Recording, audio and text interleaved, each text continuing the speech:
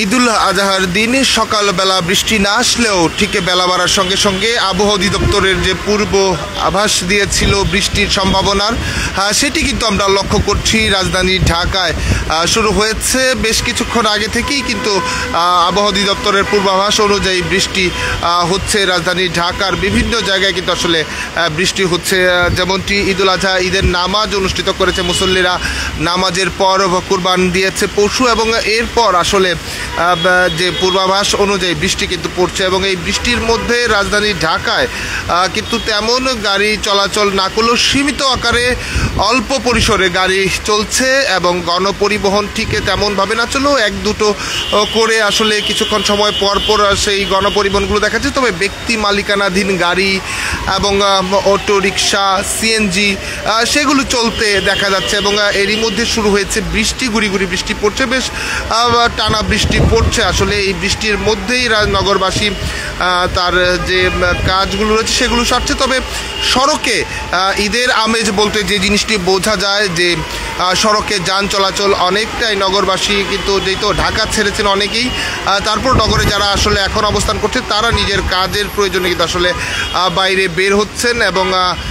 সেই কাজ সেরে নিতে আসলে বের হয়েছেন। এবং এরই মধ্যে কিন্তু বৃষ্টি পড়ছে। বৃষ্টিতে পরিবেশ কিছুটা শীতল হলেও যে যান চলাচল, সেই যান চলাচল কিন্তু ছোট ছোট অল্প অল্প করে আসলে সেই গাড়িগুলো কিন্তু আসলে বের হচ্ছে ঈদুল আজহার দিন। এবং আবহাওয়া অধিদপ্তর যে পূর্বাভাস দিয়েছিল টানা 5 দিনের মধ্যেই বৃষ্টি হবার সম্ভাবনা, সেটি কিন্তু আসলে দেখা যাচ্ছে যে বৃষ্টির বাস্তবতা আমরা লক্ষ্য করছি। এবং ভারী বাতাস বইছে এবং বাতাসের সঙ্গে কিন্তু গুড়ি গুড়ি ভালো বৃষ্টি আমরা লক্ষ্য করছি রাজধানী ঢাকায়। এবং ঢাকার বিভিন্ন জায়গায় কিন্তু এই বৃষ্টি হচ্ছে। এবং এরই মধ্যে সবচেয়ে আলোচনায় যে বিষয়টি রয়েছে, যেহেতু আজ কোরবানি দিচ্ছে মানুষ, পশু কোরবানি দিচ্ছে, এবং সেই কোরবানির সময় বর্জ্যের একটি গুরুত্বপূর্ণ, এরই মধ্যে বৃষ্টি হচ্ছে। অনেকের ধারণা যে রক্ত যেগুলো রয়েছে কোরবানিদের রক্ত, সেটি কিন্তু আসলে এই বৃষ্টিতে অনেকটা হয়তো বা ধুয়ে যাবে। তবে পরিষ্কার পরিচ্ছন্নতা অভিযানে কিন্তু আসলে সিটি কর্পোরেশনের 2টি সিটি কর্পোরেশনের প্রশাসন তারা কিন্তু নানা উদ্যোগ গ্রহণ করেছে, এবং যা সরকারের পক্ষ থেকে কিন্তু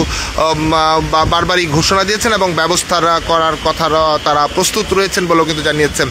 এবং আমরা সকাল লক্ষ্য করেছি ঠিক 7টায় বাইতুল মোকাররমে প্রথম ঈদের নামাজ অনুষ্ঠিত হয়েছে। তার পরবর্তীতে জাতীয় ঈদগাহে 7:30টায় জাতীয়ভাবে কিন্তু জাতীয় ঈদগাহের যে সেই জামাতটি কিন্তু অনুষ্ঠিত হয়েছে। এবং এরপরই পশু কুরবানিতে মুসল্লিরা নেমে পড়েছে, কারণ এলাকায় সকাল থেকেই কিন্তু নামাজ অনুষ্ঠিত হয়েছে। বিভিন্ন এলাকার পাড়া মহল্লার যে মসজিদগুলো রয়েছে সেই মসজিদগুলোতে কিন্তু সেই নামাজগুলো শেষে পশু কোরবানি দিচ্ছে। এবং এরই মধ্যে একটি শীতল আবহাওয়া যদি বলা যায়, বৃষ্টি পড়ছে এবং সেই বৃষ্টির মাঝখানে আবহাওয়া অনেকটা স্বস্তি দিচ্ছে।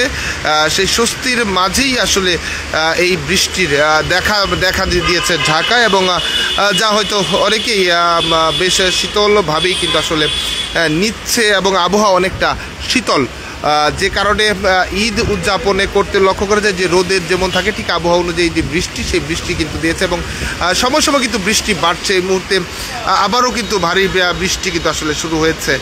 যেমনটি দেখছেন সময় বাড়ার সঙ্গে সঙ্গে বৃষ্টি বাড়ছে, এবং এটি দিনভর বৃষ্টি হবার কিন্তু পূর্বাভাস রয়েছে। কেবল ঢাকা নয়, ঢাকার বাইরের বিভিন্ন জেলাতেও কিন্তু এই বৃষ্টি হবার পূর্বাভাস কিন্তু আবহাওয়া অধিদপ্তর দিয়েছে, যা এখন আসলে আমরা লক্ষ্য করছি। এবং এরই মধ্যে মানুষ কিন্তু আসলে সড়কে চলাচল করছে, বৃষ্টির মধ্যেই কিন্তু চলাচল করছে। যেহেতু ভারী বাতাস বইছে বৃষ্টির সঙ্গে, সেই বৃষ্টির সঙ্গে কিন্তু ভারী বাতাস বইছে, যে কারণে আবহাওয়া অনেকটা আসলে শীতল।